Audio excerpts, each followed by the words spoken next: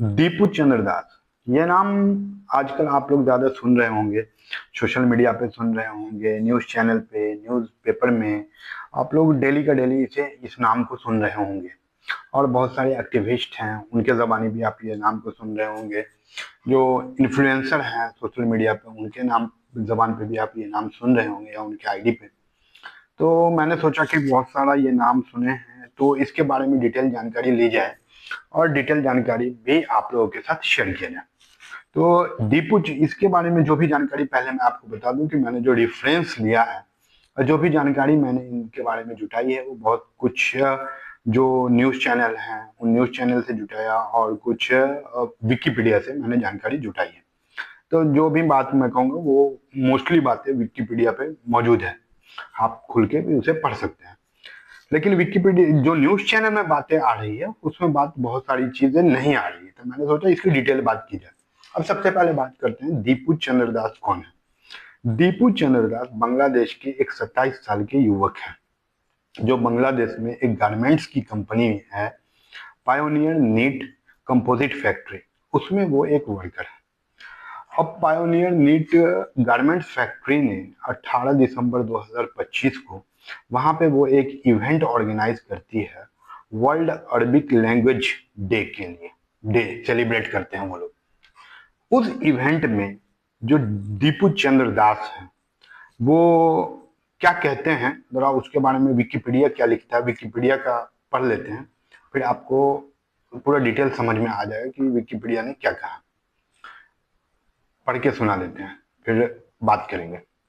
On the evening of 18 December 2025, Deepu was accused of making derogatory remark about the Islam and the Prophet Muhammad sallallahu alaihi wasallam during an event at the Pioneer Knit Composite Factory, organized to mark World Arabic Language Day. The allegation rapidly spread within the factory and surrounding area, sparking tension and mob gathered demanding that Das be handed over. Around 9 p.m., the mob attacked Dipu and beat him, hanged him over a tree, and set him on fire. ये Wikipedia पे लिखा हुआ है, Wikipedia पे आप पढ़ सकते हैं।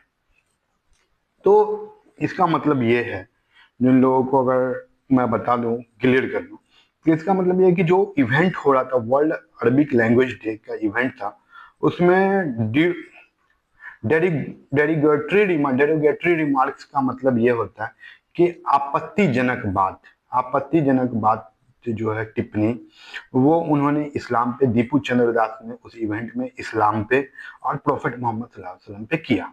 इससे फैक्ट्री के अंदर ही सारे लोग उनसे नाराज हो गए, सारे लोगों में एक गुस्सा भड़क गया और आसपास के एरिया में ये बातें फैल गई और लोग उस गैदर होके उसमें से दीपू चंद्र दास को हैंड ओवर करने की बात कर रहे थे, जबकि कंपनी के बहुत सारे लोग उन्हें बचाने की कोशिश कर रहे थे, तो उनसे मांग रहे थे। 9 बजे, रात के 9 बजे में एक भीड़ ने, जो ये भी कहा गया है, वाइल चैंटिंग इस्लामिक स्लोगन, एक इस्लामिक स्लोगन मतलब जैसे होगा अल्लाह अकबर कहते हुए, या फिर जो भी इस्लामिक स्लोगन है, जैसे हिंदुस्तान में जय श्री राम का कहते हुए, नारा लगाते हुए लोग एक भीड़ आती है और मार देती है, वैसे ही इस्लामिक स्लोगन का कोई भी नारा लगाया होगा।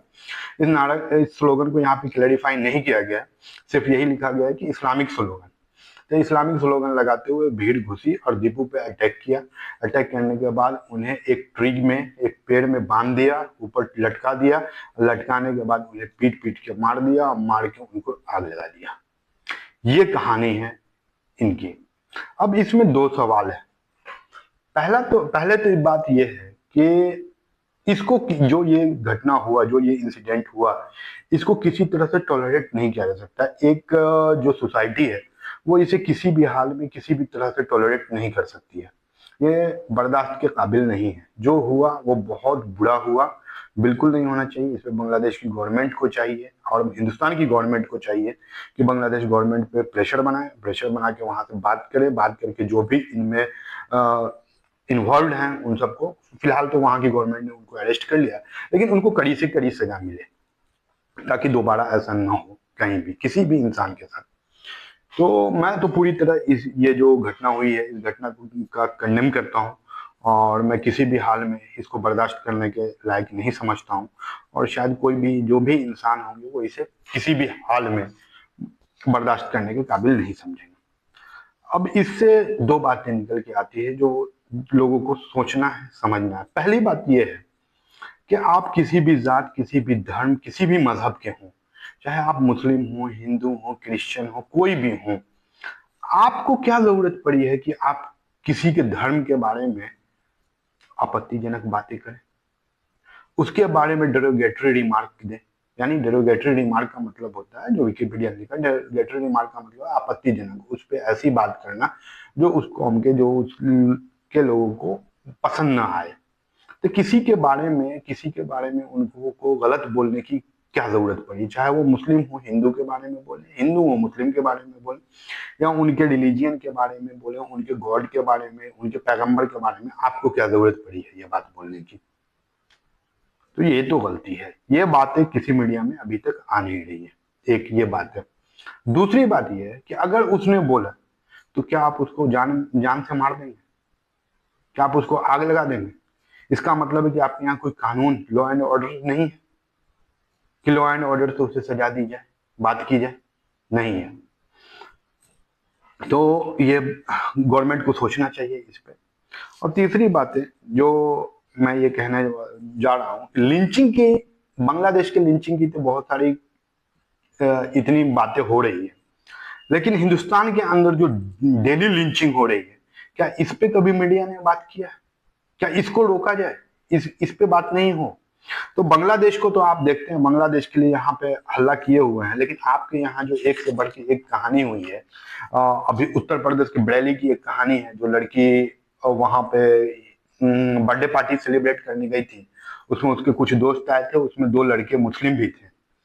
तो बजरंग दल के गुंडों ने वहां घुस के उन दो लड़कों को लव जिहाद बता के उनको पीट दिया। उसके बाद फिर उन पे एफआईआर हुआ, बाद में जो भी हुआ। दूसरी कहानी है एंजल चकमा की, ये भी कहानी है, ये जो लिंचिंग के शिकार हुए, इनको मार दिया गया। तीसरी कहानी है बिहार के नवादा के अतहर हुसैन की कहानी है कि इनका किस तरह से प्लास से कान काट दिया गया, किस बेरहमी के साथ इनकी। तो सवाल तो इन पे भी है, किसी तरह से जो लिंचिंग है वो कहीं भी जायज नहीं है।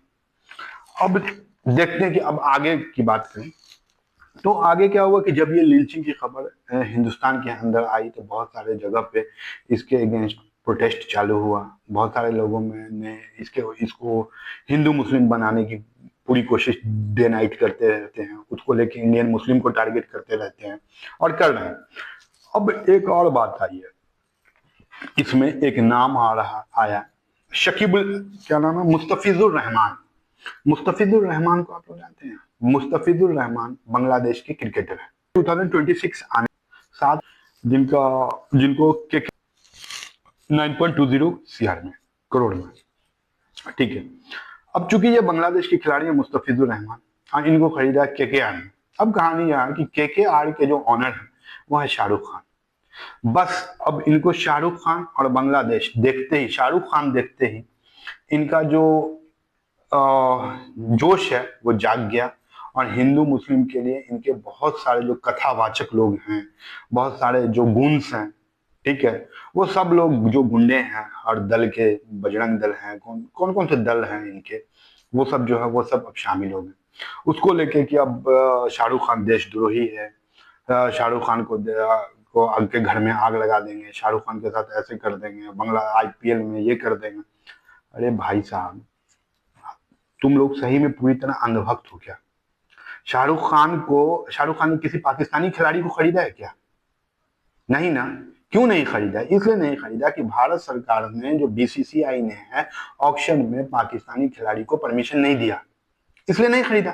तो तुम सवाल पूछना है तो बीसीसीआई से पूछो ना। सवाल पूछना अगर है आपको तो आप भारत सरकार से पूछो ना कि उनको अलाउ क्यों किया ऑक्शन में आने के लिए कि शाहरुख खान ने खरीदा। तो जो बीसीसीआई में जय शाह बैठे हुए, अमित शाह के बेटे, तो उनसे तुम सवाल नहीं करोगे? बस खाली शाहरुख खान दिख गया था उससे सवाल, क्योंकि वो मुस्लिम है इसलिए उससे सवाल चालू हो गया और उसके खिलाफ हिंदू मुस्लिम दंगा चालू कर दिए। कि ये करना है वो कर देंगे शाहरुख खान के खिलाफ। जो कथावाचक एक है देविका नंदन ठाकुर, उनका बयान आप सुन लीजिए कि वो किस तरह से बात कर रहे हैं, सिर्फ हिंदू मुस्लिम हिंदू मुस्लिम।